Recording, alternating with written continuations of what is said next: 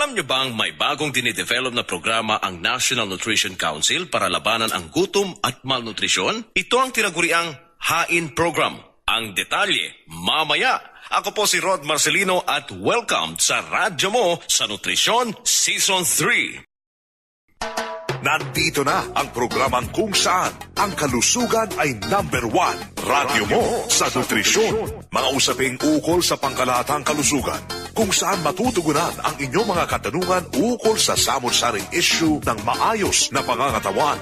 Radyo mo sa nutrisyon. Mula ulo hanggang paa. Busog sa impormasyon. Hitik sa ekspertong kaalaman. Hango sa mga dalubhasa ng kalusugan. Radyo mo sa nutrisyon. Malusog na katawan, malusog sa isipan para sa malusog at produktibong mamamayan. Narito ang inyong mga kapatid sa kalusugan, sina Asek Bernie Flores, Executive Director ng National Nutrition Council, at si Roderick Marcelino. Malusog na katawan, nutrisyon ang... Magandang hapon mga kasama, mga ka-birds, mga ka-nutrisyon. Gayon din sa ating walang kasing bait at walang kasing sipag. Ang Executive Director mga kasama ng National Nutrition Council, si Health Assistant Secretary Bernie Flores. Good afternoon, Ma'am Bernie. Good afternoon sa iyo, Rod, at sa ating mga suki at sa mga bagong tagapakinig. Welcome po sa pinaganda at pinagyaman pang lalo na Radyo Mo sa Nutrisyon. Tiyak, Ma'am Bernie, na katulad ko, excited at inip na ang ating listeners na malaman kung ano ba itong HAIN program. Oo, malagay ko nga marami excited. Actually, Rod, ang HAIN ay acronym o maikling pagtukoy sa Integrated Action for Hunger Alleviation and Improved Nutrition. Yun yung HAIN.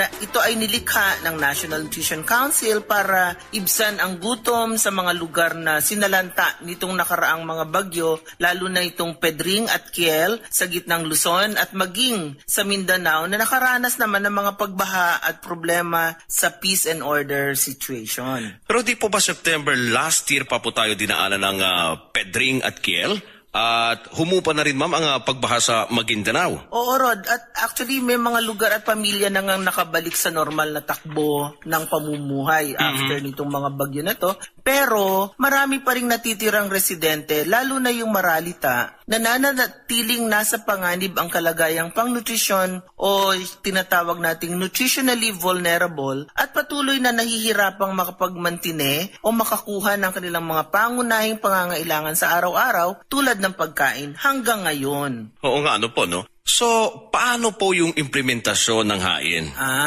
Ang isa sa mga akmang tatanungin natin yan ay yung ating mismong bisita. Siya ang Chief ng Nutrition Policy and Planning Division ng National Nutrition Council, si Miss Maria Lourdes A. Vega. Okay, so i-welcome natin si Miss Didi Vega sa radyo mo sa Nutrition, Miss Didi. Good afternoon po, Ma'am Didi. Good afternoon din, Rod. Good afternoon din, Ma'am Bernie, at sa mga nakikinig natin. Okay, so simulan na natin yung diskusyon tungkol sa HAIN dahil alas 12:30 na. Timing na timing.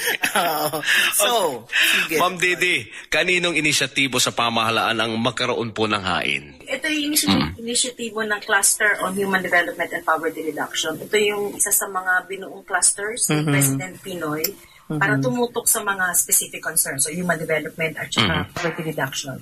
Si Secretary Dinky Soliman ang DSWD ang chairman, pero kasama din niya yung chairman ng NNC, si Secretary Ona, kasama ng DepEd, DOLE, at ibang ahensya. So sila talaga yung nagsabi sa NNC, gumawa nga kayo ng program para matugunan ang gutom at malnutrition. Oo. Naalala ko, Miss Didi, ang instruction na yan noong nag-present tayo ng situationnaire. Oo, about... Tumaasang hunger. Oo, for yung last quarter yata yun. First quarter ng 2011. First quarter ng 2011, tama. So, tumaas. So, inutusan ang National Council. So, meron po bang mga particular na program sa ating probinsya pala o lalawigan sa ating bansa na doon i-implement ang HAIN? Yung unang way, kasi parang ang HAIN mas malaking programa. So, nagsisimula muna tayo sa maliit. Ito gagawin doon sa ilang lugar na tamaan ng Pedring at Kiel. Okay. So, ang mga specific na lugar, Lagawi at Banawel sa Ifugao, Pinukpok at Rizal sa Kalinga, Tuba at Mangkayan sa Benguet, Santa Marcela sa Apayao, Aglipay sa Quirino, Dinalungan at Dilasag sa Aurora Province, So Kalumpit, Hagonoy, Paumbong sa Bulacan, Bagak sa Bataan, Laur sa Nueva Ecija, Candaba, San Simon, Apalit sa Pampanga, at Kabangan sa Zambales. Kasama din ang ilang munisipyo ng Maguindanao. Sultan Kudarat, Bundon, Matanog, Parang, at Barira. Paano po na-select yung mga yan, Miss Didi? Ang pumili yung mga tao sa barangay. Okay. Ang sabi namin sa kanila, humanap kayo ng barangay at mga lugar na kahit na matagal nang tapos si Pedring at si Kiel, nahihirapan pa rin silang bumalik Sa normal. So, dapat ganun ng criteria sa mga areas. So, ano naman po yung mga ibibigay na serbisyo under this program? Pinaka-essence kasi ng hain, talaga food aid siya. Okay. So, may iba-iba ang paraan. Merong paraan na food for work or cash for work. Ibig sabihin, magtatrabaho ako. Kunyari, kailangan ayusin yung irrigation. Magtatrabaho sila doon. Babayaran sila ng bigas or cash ng equivalent nga lang 75% ng minimum wage, hindi yung full. Meron namang isang component, magbibigay tayo ng rasyong pagkain na masustansya para sa mga buntis at mga bata na iuuwi nila sa bahay nila para doon nila iluluto. Yung mga, ito yung tinatawag na Nutripack, yung giniling na kanin, bigas, giniling na Munggo, dilis. yung protein Tapos source.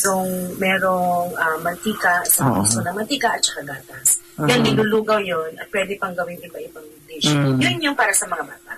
Pag yung sa buntis, ang ating pinili ay combination ng parang oatmeal, noodles, at saka biscuit para madagdagan yung kinakain ng buntis. Pero ration din siya. Pero yun yung pinaka-essence. Pero hindi na tumitigil doon. So, dapat lahat doon sa cover na areas, magkaroon ng sadyang nutrition education para talagang matutunan ng mga tao, mas lumawak yung kanilang kaalaman tungkol sa wastong nutrisyon, ano ba yung value ng mga pagkain, ano yung tamang pag-alaga sa buntis, tamang pag-alaga sa bata. Kasama rin po yan, ma'am, yung pagtatanim? Kasama din yan. Kasama rin. Also, may agriculture Tapos, component dapat din. titignan din ng mga nasa lugar, sa area, ano pang ibang tulong ang kailangan nila. Baka kailangan ng healthcare, baka mamaya may sakit. Baka yung buntis hindi pumupunta sa health center para sa prenatal care, so dapat maano siya. Baka kailangan nila ng training para magkaroon sila ng skills para mas magkaroon sila ng opportunity for income. Or baka kailangan nila ng seed money for some income generation. So, dapat lahat yung titignan para hindi lang yung pagkain yung...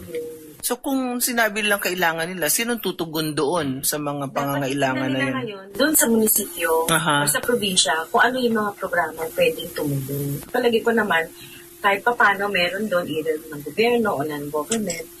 Pero kung talagang wala, di pwede natin silang tulungan i-match dun sa available sa national program. Pero largely talaga gusto natin sa baba na programa. Okay mga kasama, magpapatuloy po ang radyo mo sa nutrisyon. Pero break muna tayo para sa second round po ng pagbibigay ng libreng tig-100 pisong cellphone load. Pero di po ba nung nakarang Sabado mga kasama ay pinili natin ang tatlong unang nag-text po ng suhestyon kung ano ang makabuluhang topics na nais ninyong ating pag-usapan dito sa radyo mo sa nutrisyon. At syempre, ngayon naman ang pipiliin natin ay yung pang-4, pang-5 at pang-6 na nag-text ng suggestion. At ito nga, Ito napili na natin. Wow, iba-iba na naman Pakinggan nga natin kung anong gustong topic nila. Sila ay galing po ito sa Magsungay ng Bacolod City at ang kanyang suggestion ay Nutrition for Special Children. Ang nagpadala ay si Cherry Cayas.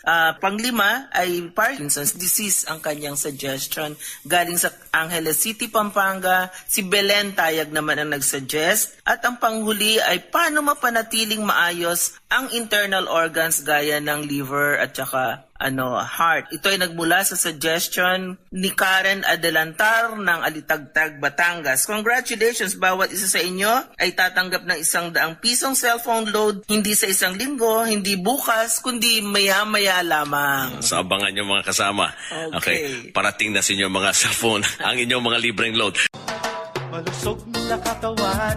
Narito po kaming muli at tinatalakay ang latest na Hunger and Malnutrition Alleviation Program ng ating pamahalaan sa pangunguna ng National Nutrition Council. Ang programa pong Integrated Action for Hunger Alleviation and Improved Nutrition or HAIN program na may focus sa ngayon sa post-disaster situation on food assistance.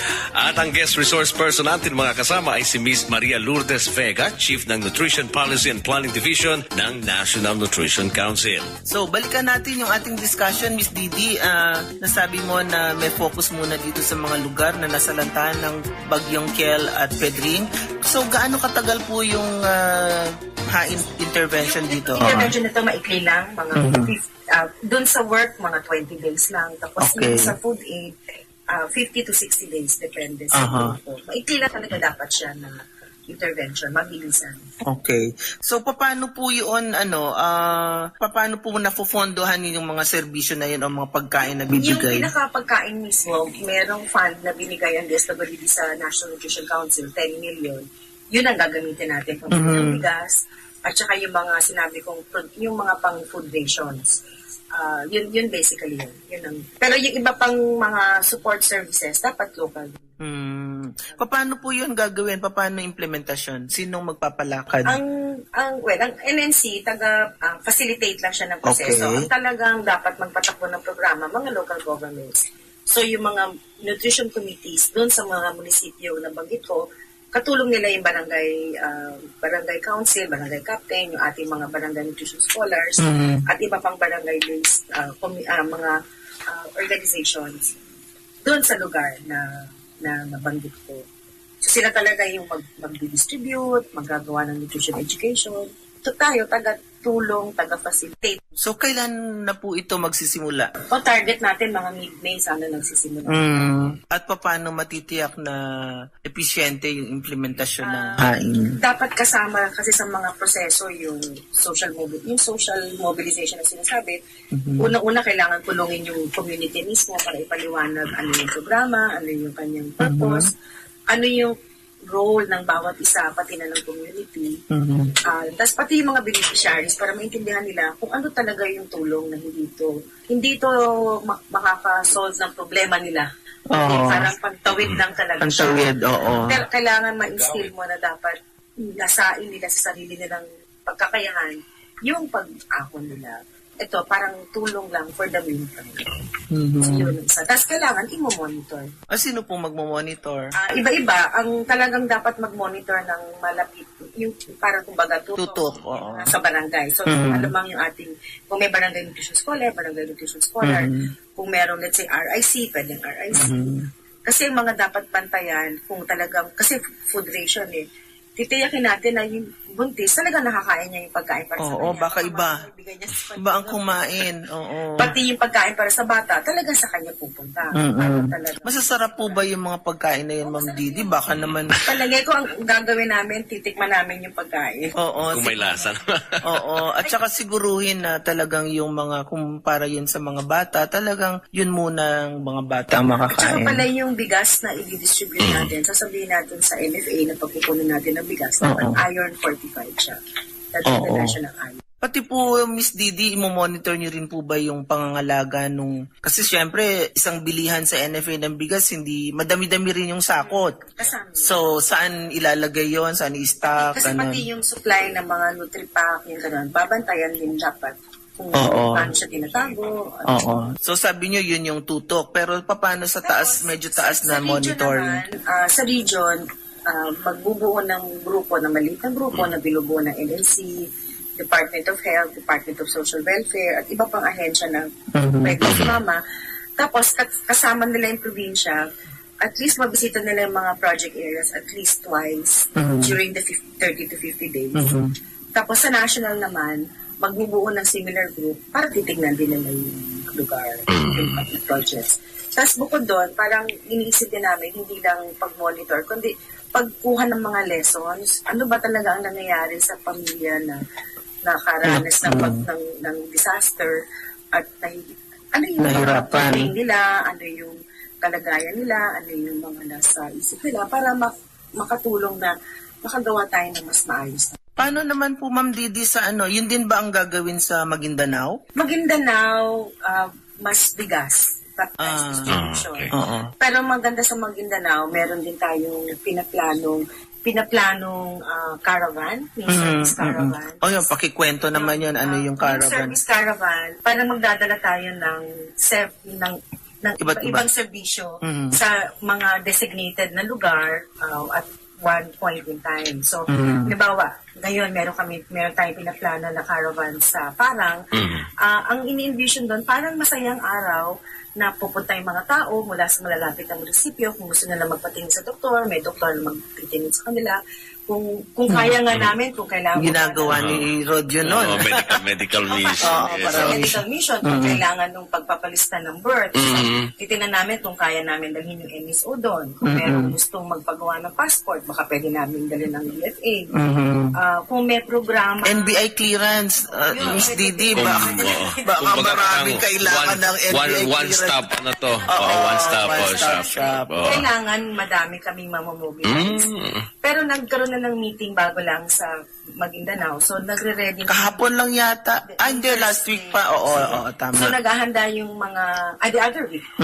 Naghahanda ngayon yung mga local government kasi may mga programa dun sila na pwede nilang simulan. Na, Dalhin. Baga ilapit yung serbisyo sa mga tao. Ang gusto mong ipalabas na mensahe, the government cares for the people of Maguindanao. Pero, palagi ang nasa likod nun, kailangan magtutulungan tayo, hindi pwedeng ibibigay lang lahat. Oo. Kasama din dun yung mga, dapat meron din tayong bubuing mga fun learning activities for nutrition para mas maalala nila ang nutrition na hindi naman siya mahirap gawin, na pwede nilang gawin sa kanila. So, apat na sessions yun. Yeah, usually, Miss Didi, i-share ko lang na sa mga ganitong klase or similar activities, lalo na yung mga mission, kadalasan yung mga tao naghihintay. Correct.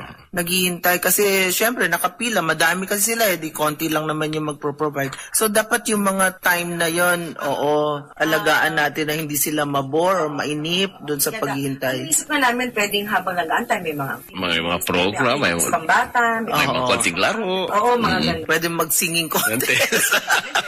Video okay contest. Oo, Mga activities. Para siyang fiesta, pero meron siyang service. Okay. Baka naman mainggit yung ibang lugar. Maguindanao lang ba? Sa ngayon, yun lang kasi ang kaya ng pera natin. Pero yung mas malaking hain na program, ito yung dapat mangyayari dun sa 600 municipalities. Yung priority Yung municipalities. convergence municipalities. Cluster ng human development.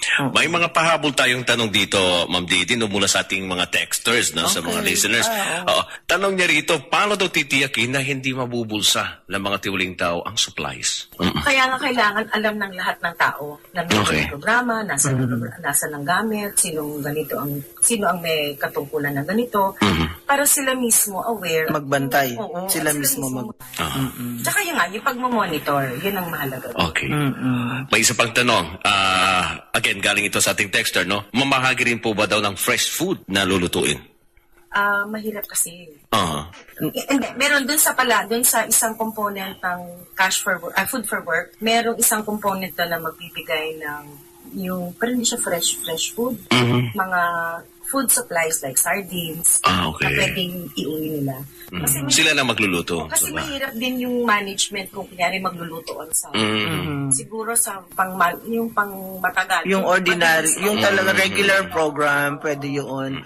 At saka, pwede rin dun gamitin yung mga produkto ng mga home gardens. Yes, Oo. Siguro dun kasama siya sa nutrition education. Sabi mo, Miss Didi kanina, may kasamang nutrition education. Ito, hindi lang to bigayan ng pagkain, kundi meron talaga rin sila ng parang eskwela. Okay. Oo. Doon tayo pwede Oo, dun mag-demo, paano ba iluto itong ganitong recipe na masustansya. Yun, pwede yun kasama. Ito, one last question, Ma'am Bern at Ma'am Didi. Paano daw mag-claim ang pamilya? Pipila ba daw? Kasi binagay nyo rin sa school. Siguro, Kasi identify, paano ba ma-identify yung beneficiary? Una, pipiliin ng mga taga-barangay kasama ng munisipyo sino talaga. Yung mga qualified.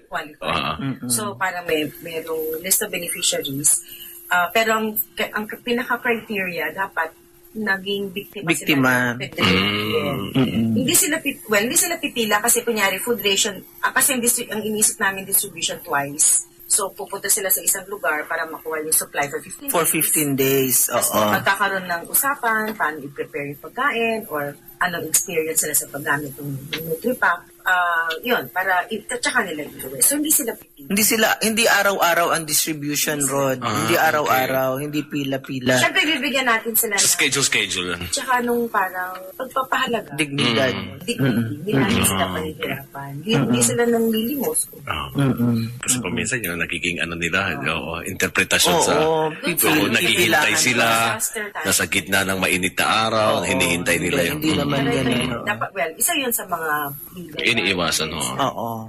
Okay. So, anong mga susunod na mga hakbang, Miss Didi? After, kasi sabi mo mga ilang linggo lang? Well, ang talagang hain na malaki, yun yung sa 600 ng municipalities. Pero, hindi naman tayo magpapasok ng bagong programa. Okay. Tingnan lang natin muna kung ano yung ginagawa na doon ng mga programa related sa hunger mitigation at improved nutrition. Tapos titingnan natin kung ano yung kulang. Pag may kulang, sasabihin natin sa national government o sa lugar na to, priority area, ito yung mga kulang.